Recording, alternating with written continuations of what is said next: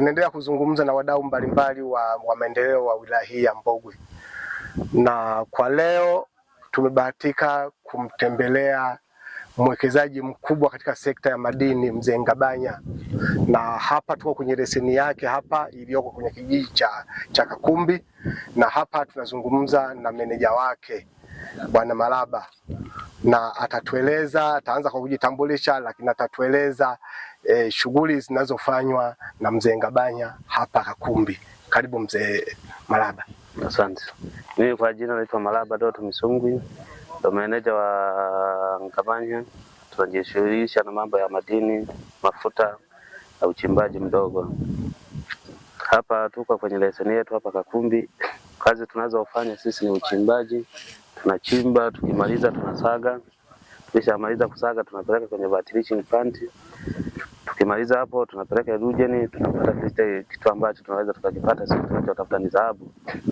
Kazi za madini tunafanya na tumeshakuwa na uzoefu toka 2022. Kazi zinafanyika vizuri. Tunashukuru Mungu, tunapata kitu chote ambacho kinachotuwezesha kujimudu kimaisha na mambo mengine yanapata. Na kwenye hizi sekta za madini, kwa upande wa sekta za madini, wachimbaji wana mchango mkubwa sana kwenye taifa, kwa sababu mtu anaweza akazalisha kwa mwaka hata kilo 2 au kilo 3. Maana yake sasa mraba wa serikali ana uwezo wa kulipa ni hela nyingi, kwa sababu kwenye kilo mtu anaweza kujikuta amelipa 20 na kitu au 30 kulingana na asilimia ya dhahabu itakayotoka. 30 na anaweza kalipa kwenye kilo hata 25 mpaka 30 kulingana na asilimia ya dhahabu ilivyotoka. Kwa hiyo hizi kazi ni ngumu, lakini tunashukuru Mungu inatuwezesha kupata kipato chochote na kujimudu katika maisha. Naam. Bwana Malaba, hebu tuambie, Mzee Ngabanya ni mmoja wa wakongwe katika uchimbaji kama ulivyoeleza hapa. Na bila shaka amewanufaisha watu wengi. Kwa upande wa Ngabanya, watu wanaofanya kazi ni wengi, kwa sababu ukiangalia kwenye mwaro hapa anaweza akawa kwenye mgodi, anaweza akawa na watu ambao wanaweza wakapata nafasi ya kufanya naye kazi kwenye maduara, kwenye mwalo na baadaye kuelekea kwenye planti.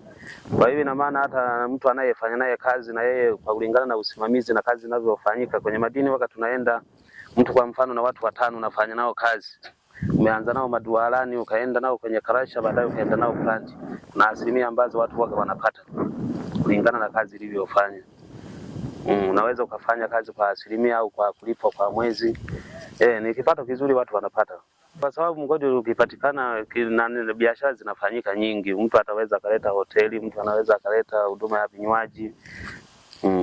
Watu kila mgodi unakusanyaka watu wengi. Kwa hiyo na maana nafasi zinapatikana nyingi.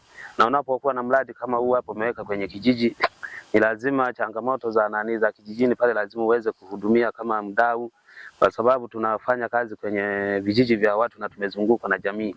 Kwa hiyo ina maana utoaji wa mahusiano na katika kijiji ni ya lazima. Unaweza ukajikuta labda kijiji kimepeleza hata tripu ngapi za mawe au moram au nini au mchango wote wa kuwezesha kwamba wamekwama sehemu fulani wanahitaji support, ni lazima utasupport, kwa sababu ndo sera ya serikali inatuambia wadau na sisi tuone na the way ya kusaidia jamii. Ndio. Na hapo sasa kuna kitu kingine, unajua nyinyi mnaochimba huku, sisi ambao hatuchimbi kule tunakaa woga fulani, tunasema kwenye maduara unaweza ukaenda ukafukiwa na duara. Kwenye uchimbaji wa dhahabu kunakuwa na vitengo. Madini tunafanya nayo kazi kwa karibu sana. Kwa hiyo na maana mnapokuta kwa mfano kama mgodi ulivyo hivi, lazima kuna watu wanaitwa inspector. Inspector ni lazima awe ni fundi ambaye anayetengeneza yale mashimo. Ukishachimba shimo ni lazima uweke na miti ili kuhakikisha kwamba duara isianguke. Usalama tunazingatia sana, na ndio maana ukiangalia hata takwimu za migodi kuanguka au kufanyia hizo zimepungua, kwa ajili ya kuwa madini na kwa iko karibu na yenyewe na watu wanaowasajili kwa ajili ya kutukagua na kufuata maelekezo. Tunazingatia usalama kwanza, kwa sababu usalama ndo kila kitu.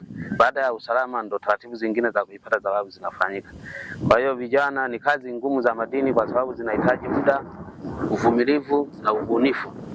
Sasa hivi kazi za madini tunazifanya kwa kuzingatia sana elimu, kwa sababu unapokuwa duarani kule lazima uhakikishe usalama, unapoenda mwaloni lazima uhakikishe usalama, unapoenda plant kule unapotumia chemical kali kama sodium cyanide na penyewe lazima uzingatie usalama. Na nzuri zaidi mimi kwenye hii sekta, mimi ni mining technician by profession. Kwa hiyo naelewa kila taratibu. Kwa hiyo vijana wasiogope, kama wanajiweza katika hizi kazi waje watufanye nao. Kazi hizi hapa zinahitaji uvumilivu na vile vile vinaweza zikakutoa sehemu moja kwenda nyingine, na unapoingia katika hizi sekta unakutana na watu wengi, kwa sababu kwenye madini hapo mnajikuta karibia Tanzania nzima, huyu ametokea wapi, huyu ametokea wapi. Kwa hiyo unapoingia kwenye hii mvumo unakuwa na mahusiano na watu wengi. Hata sio hapa, unaweza mkachimba naye mtu miaka miwili hapa, kila mtu akaenda zake, baadaye mbadilishana mawasiliano, anaweza akapita sehemu nyingine. Kwa hiyo huku bado fursa ipo. Kwenye hii sekta ya madini, serikali kitu inachotakiwa kutusaidia ni katika tu upatikanaji wa sheria zibadilishwe kwenye utaratibu wa kupata leseni, the way wanavyotumia na vile vitengo vingine, kwa sababu kisha pata leseni kuna sekta zingine kama za mazingira na wenyewe wanakuja na wenyewe sheria zinakuwa ni ngumu kwa upande huo hapo. Lakini serikali ikiangalia, maana zewe ya kupata vile vibali vya mazingira penyewe vina changamoto hasa watu, kwa sababu hizi kazi ukizifanya huku mgodini zinakulazimu uzipeleke plant. Kuna watu wengi wenye maleseni wanamiliki plant na wanamiliki na maduara. Sasa unajikuta sheria za mazingira zinakuwa zinambana sana na mwekezaji au mwenye leseni na mwenye batilichi plant. Kwa hiyo ina maana hapo inatakiwa iangalie utaratibu serikali, maana ada zake ni kubwa. Watu wenyewe wanazofanya zile kazi za kuandaa vile vitabu wanakuwa wako mbali na sehemu, na vile vile changamoto ofisi zisogezwe. Alafu vile vile kuna vingine unajikuta kwenye sekta ya madini watu wengi wanaasiliwa na lugha, kwa sababu mambo ya mazingira yale pale vitabu vinatoka kwa njia ya Kiingereza. Watu wengi kwenye hii sekta wanajikuta hiyo elimu ni ndogo. Sasa unakuta mtu sawa ameandaliwa kitabu ameshia 7 kitabu kimeandaliwa kinasoma Kiingereza. Sasa kinakuwa ni kigumu kukizingatia yeye kufanya mazingira ili yawe salama kama wanavyotaka wao, kwa sababu lugha inakuwa inamchenga. Kwa hiyo mngependa vitabu vile vya maelekezo viwe kwa Kiswahili at least, hata kama kikiwa kwa Kiingereza basi walete na ile summary yake fupi iliyoeleza kwa Kiswahili, hata kama akiwepo msimamizi wa mazingira kwenye huo mgodi au kwenye hiyo vatilichi plant aweze kuzingatia. Maana yake sasa kinapotoka kwa Kiingereza nampa wakati mgumu. Unazungumzaje, kwenye uchimbaji kunahitajika nishati zaidi, nishati kwa maana sio ya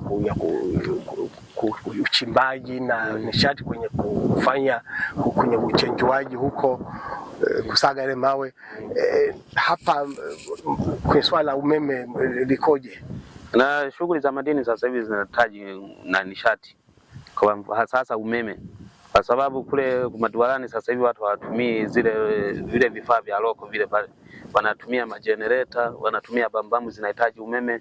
Sasa hivi tumetoka kwenye mfumo wa kutumia makasha yale ya injini, watu wanatumia umeme. Sasa serikali ingesaidia kila ambapo panapopatikana mgodi ijaribu kupeleka umeme. Ikishapeleka umeme na warahisishia wale watu kufanya kazi vizuri, kwa sababu kwenye madini tunavyotumia sisi makarasha yale ya kutumia mafuta inatulazimu tusage mawe yakiwa makavu, lakini tukisogezewa umeme kuna mfumo mwingine unaweza ukajikuta na umeingia kwenye mfumo ambao mnasaga mabichi.